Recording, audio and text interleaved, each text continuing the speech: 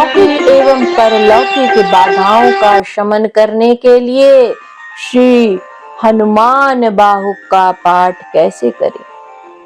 सर्वदा वंदनीय एवं प्रातः स्मरणीय गोस्वामी तुलसीदास जी का नाम किसी परिचय का प्रार्थी नहीं है, अपितु भारतीय वांग्मय के नस नस में प्रवाहित होने वाले ज्ञान रूपी रुधिर के समान प्रत्येक जनमानस में अपने अभूतपूर्व क्षितिज पर है, जिसे स्पर्श कर पाना संभव किसी के लिए सरल नहीं होगा। राम भक्त हनुमान और हनुमान भक्त आदरणीय तुलसीदास जी हमारे उपासना विषयक क्षितिज पर अभूतपूर्व नक्षत्र मंडलों की भांति आज भी आलोकित है और जब तक क्षितिज रहेगा तब तक यह आलोक उत्तरोत्तर वृद्धि करता रहेगा। पंच तत्व की देह को धारण करके जब भी कोई विशेष तत्व सृष्टि में आता है तो उसे सृष्टि चक्र का ग्रास तो बनना ही पड़ता है और सृष्टि चक्र के दुख तो अनंत है। यह अनंत दुखों में से एक दुख है रोग का। रोग अनेक होते हैं, इनमें से एक रोग होता है बात रोग। एक बार हमारे पूजनीय गोस्वामी जी को बात रोग हो गया, परिणाम स्वरूप उन्हें बाहु में भयंकर पीड़ा का प्रकोप हुआ। इस रोग के निदान के लिए औषधि, तांत्रिक उपचार, पूजा, उपासना आदि का अवलंब किया गया, परंतु रोग घटने का नाम ही नहीं लेता था। आज कहा जा सकता है कि श्री गोस्वामी तुलसीदास जी को रोग होना प्रभु की तरफ से कलयुग लोगों ने इस रोग निवारण के लिए किसी क्रिया को जन्म देना था। वह जब चारों तरफ से निराश हो गए तो उन्होंने हनुमान जी का रोग नाश करने के लिए प्रयोग किया। इनके द्वारा किया गया प्रयोग आज हनुमान बाहुक के नाम से जाना जाता है। इस पाठ में 34 श्लोक और तथा तक इनकी पीड़ा बनी रही थी। 35वें श्लोक पर इनकी पीड़ा का अंत हो जाता है। इस प्रकार हनुमान बाहुक 35 श्लोक का ही होना चाहिए था, परंतु हमें प्राचीन प्रति से इसके 44 श्लोक प्राप्त हुए हैं। इनका अनुशीलन करने पर ज्ञात होता है कि 35वें श्लोक पर इनकी बाहु पीड़ा शांत हो गई थी, परंतु संभवतः कुछ समयोपरांत इन्हें पुनः बात रोग का भयंकर आक्रमण हुआ होगा, जिस कारण इन्हें केवल बाहु पीड़ा ही नहीं हुई बल्कि पांव, पेट, बाहु, मुख आदि स्थानों सहित सारे शरीर में पीड़ा होने लगी थी। पुनः इन्होंने हनुमान बाहुक का प्रयोग किया होगा, जो कि निवेदन करते हुए 44 श्लोक तक जा पहुंचा होगा। अब वास्तविक स्थिति कुछ भी हो, यथार्थ यह है कि श्री तुलसीदास जी के द्वारा बनाए गए इस पाठ से वात रोग का तो शमन होता ही है, साथ ही शरीर की समस्त प्रकार की लौकिक और परलौकिक बाधाएं समाप्त हो जाती हैं। इसके पाठ से केशरी नंदन की प्रसन्नता प्राप्त होती है, काम, क्रोध आदि पर अधिकार प्राप्त होता है। केवल हनुमान जी की प्रसन्नता से आम के आम और गुठलियों के दाम के अनुसार रोग शोक का शमन होकर भगवान राम की भी प्रसन्नता प्राप्त होती है। एक सर्वश्रेष्ठ तथ्य सर्वदा अपने मस्तिष्क में रखना अनिवार्य होता है कि केवल श्रद्धा और विश्वास से विष भी अमृत बना करता है। अतः किसी भी प्रकार के प्रयोग से लाभ उठाने के लिए श्रद्धा एवं विश्वास की सर्वप्रथम आवश्यकता हुआ करती है। इस पाठ में कई स्थलों पर इस प्रकार के वाक्य आए हैं। जिस प्रकार के वाक्यों से शाबरी मंत्रों में स्फुरण हुआ करता है, इस कारण यह भी कहा जा सकता है कि इस पाठ में शाबरी मंत्रों की सी विशेषता भी समाई हुई है। अब रही बात इस पाठ के अनुष्ठान की, तो इसके लिए आपको यहाँ प्रयोग बता रही हूँ कि आप प्रभु कृपा से लाभ देगा, जो कि आपके प्रभु कृपा से लाभ देगा। हनुमान जी के श्री विग्रह के समक्ष या इनकी तस्वीर के सामने सरसों के तेल का दीपक प्रज्वलित करें। एक चतुष्कोण मंडल लाल सिंदूर या चंदन से बनावे और इसके ऊपर दीपक रखकर अग्नि देव को प्रणाम करें। तत्पश्चात एक शुद्ध व स्वच्छ चाकू लें, इसकी धार पर हनुमंते नमः बोलकर हनुमान जी की पूजा करें। धार के पीछे श्री राम पंचायत की पूजा करें। चाकू की मुठ पर ओम सिद्धेश्वराय नमः से सिद्धि के दाता की पूजा करके दीपक के समक्ष इसे रख दें। अब एक तांबे के लोटे में जल भरकर अपने दाहिने रखे जपा कुसुम के पुष्पों से हनुमान जी का अभिषेक करें। यदि आप दीक्षित हों तो अपने गुरु का या अन्यथा शिव का स्मरण करके पाठ के ऋषि गोस्वामी तुलसीदास जी को नमस्कार करें। फिर इस पाठ का श्री गणेश करें। पाठ के जप को 11 बार करके सामने रखी छुरी से अपने दाहिने रखे जल में 11 बार हनुमंते कहते हुए छुरी को इस प्रकार चलाएं जैसे कि किसी चीज को काटा जाता है।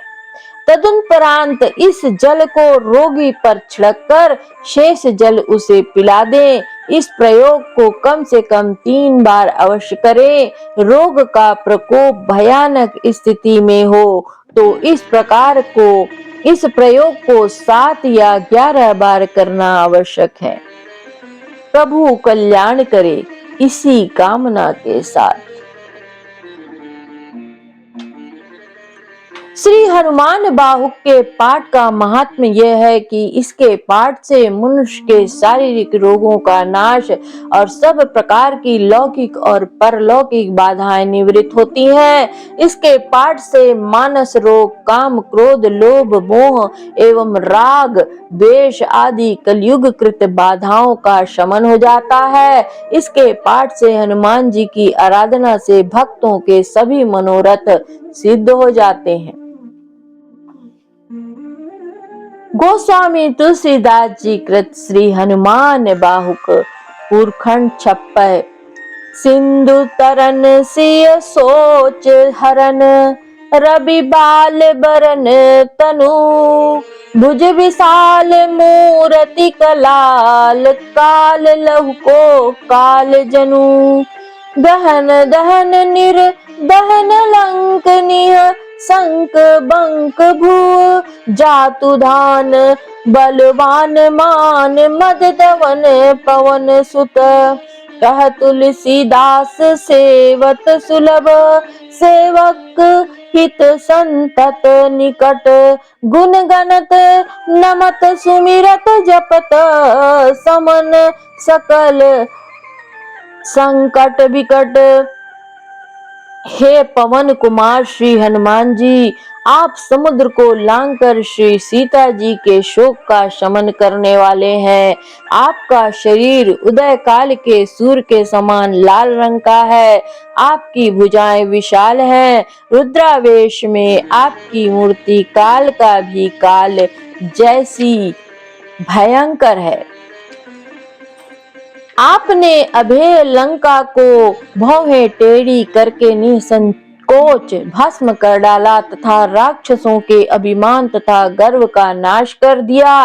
गोस्वामी तुलसीदास जी कहते हैं कि हे श्री हनुमान जी, आपकी जो सेवा करता है उसे आप सुगमता से प्राप्त हो जाते हैं और उसका हित करने के लिए उसके निकट सर्वदा रहते हैं।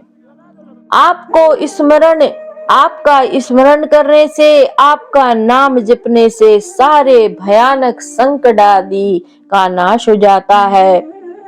स्वर्ण शैल संकास कोटिरबु तरुण तेज धन, उर्बुसाल भुज दंड चंड नक ब्रज ब्रज तन, पिंग नयन भ्रुकुटी कराल रस नादसानन, कपिस केस कर कस लंगूर खल दल बल भानन, कह तुलसीदास बस जासु उर, मारुत सुत मूर्ति विकट, संताप पाप तेहि पुरुष पही, सपने हु नहीं आवत निकट।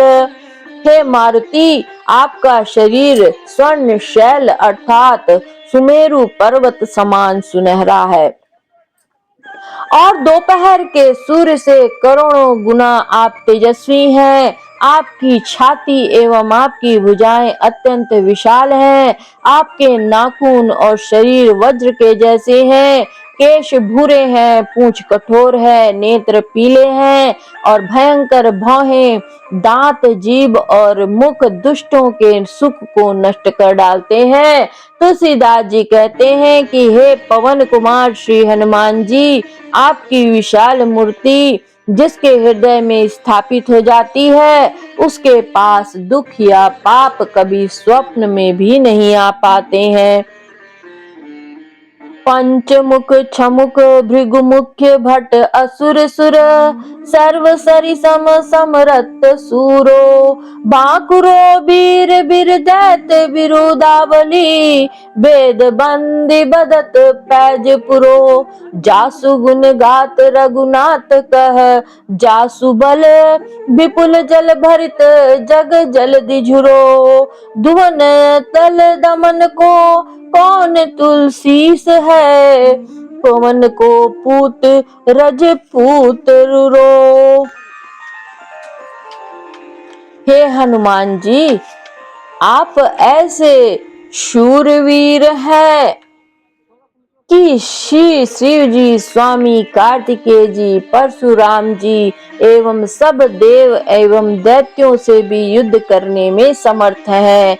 आप दृढ़ प्रतिज्ञा वाले यशस्वी योद्धा कीर्तिमान हैं। वेद आदि भी भाट बनकर आपके सुयश का निरूपण करते हैं। स्वयं श्री राम ने अपने श्रीमुख से आपके गुणों की कथाएं कही हैं। आपके अगाध पराक्रम से संसार रूपी अपार समुद्र सूख जाता है। तुलसीदास के ऐसे स्वामी पवन पुत्र हनुमान जी, आप जैसा कोई नहीं है जो दीनों के दुख रूपी राक्षसों का नाश करने में समर्थ हो। घनाक्षरी भानु सो पढ़न हनुमान गए, भानुमन अनुमानी शिशुल कलिप कियो, फेर फार सो पाछिले पग निगम गगन मगन मन, क्रम को ना क्रम कपि बालक बिहार सो, कौतुक बिलोक लोकपाल हरिहर विधि, लोचननी चका चौंद चिंतनी कभार सो, बल कंधो वीर रस धीरज कै, साहस कै के तुलसी शरीर धरे सबनी के सार को सो। हे हनुमान जी, आप भगवान सूर्य के पास शिक्षा प्राप्ति के लिए निमित्त गए तो सूर्य देव ने सोचा कि यह तो बालक क्रीड़ा कर रहे हैं, फिर क्या पढ़ेंगे। ऐसा सोचकर वह पढ़ाने में आनाकानी करने लगे। तब आपने सूर्य की ओर मुंह करके अपने पैर पीठ की ओर कर लिए और बालकों के खेल के समान पढ़ते हुए चलने लगे। आपके पढ़ने में कोई भूल नहीं होती थी। श्री तुलसीदास जी कहते हैं, ये आश्चर्यजनक खेल देखकर इंद्र आदि लोकपाल, ब्रह्मा विष्णु और शिव आश्चर्यचकित रह गए और सबके हृदय में यह आया कि क्या स्वयं बल या वीर रस या धैर्य या साहस या सबके समूह का सार शरीर धारण करके इस निराकार स्वरूप में उपस्थित हुआ है। भारत में पारत के रथ के तू कपिराज, गाजो सुनि कुरु राज दल हल बल बो, कहो द्रोण भीषम समीर सुत महावीर, वीर रस बारी निधि जाको बल जल भीभो, बार सुभाए बाल केली भूमि भानु लागी, भलंग फलंग फलांग हूते घाटी नभ तल भो, नाई नाई माथ जोरी जोरी हाथ जो था जो है, हनुमान देखे जग जीवन को फल बो। हे कपिराज, हनुमान जी महाभारत के भीषण संग्राम में अर्जुन के रथ पताका पर आप स्वयं विराजमान थे। आपने ऐसा गर्जन किया था जिसके सुनते ही दुर्योधन की सेना में खलबली उत्पन्न हो गई थी। इस पर द्रोणाचार्य और भीष्म पितामह ने कहा था कि ये महाबली हनुमान है जिनका बल अथाह है, जैसे वीर रस का समुद्र हो। उन्होंने अपने बानरी स्वभाव से तब पृथ्वी से सूर्य तक की कुदान की तो वह एक पग से भी कम निकली। इस पर दुर्योधन की सेना के योद्धा आपको नतमस्तक होकर और हाथ जोड़े हुए देखते रहे। उस दर्शन की झांकी में सबने अपने जीवन को धन्य धन्य माना था। गोपद पयोधि करी होलिका ज्यों लाई लंक, निपट निशंक पर पुर गल बल भो, दोन सो पहाड़ लियो ख्याल ही उखारी कर, कंदुक ज्यों कपि खेल बेल फल कैसो फल बो, संकट समाज असमंजस भो राम राज, काज जुगन पुगनी को करतल पल भो, साहसी समत तुलसी को नाह जाकी, बाह लोकपाल पालन फिर थिर थल को। हे हनुमान जी, भीष्म पितामह ने कहा, हनुमान जी बड़े समर्थ और साहसी हैं। उन्होंने समुद्र को ऐसी सुगमता से लांग लिए जैसे गाय के खुर को लांग लिया हो। उन्होंने निर्भीक होकर अभेद्य लंका जैसी सुरक्षित नगरी को होलिका के समान जला डाला, जिस कारण वहां हाय हाय मच गई। लक्ष्मण जी को शक्ति लगने पर जब श्री राम जी के पूरे दल में संकट और शोक छा गया था, तब सब असमंजस में थे। उस समय हनुमान जी ने लंका से हिमालय गए और उन्होंने द्रोणाचल जैसे विशाल पर्वत को खेल ही खेल में उखाड़ लिया और उससे ऐसे खेलने लगे जैसे बेलपत्र के समान एक हल्की सी गेंद हो, बेल फल के समान एक हल्की सी गेंद हो, और संजीवनी बूटी लिए सूर्योदय से पूर्व ही लंका लौट आए। जिस कार्य में एक युग लगना चाहिए था उसे कुछ ही क्षणों में कर दिखाया। जब रावण ने लोकपालों को बंदी कर लिया था, तब यह हनुमान जी की भुजाओं के ही बल का प्रताप था कि उन्होंने फिर से लोकपालों को छुड़ाकर उन्हें स्वर्ग में बसाया था।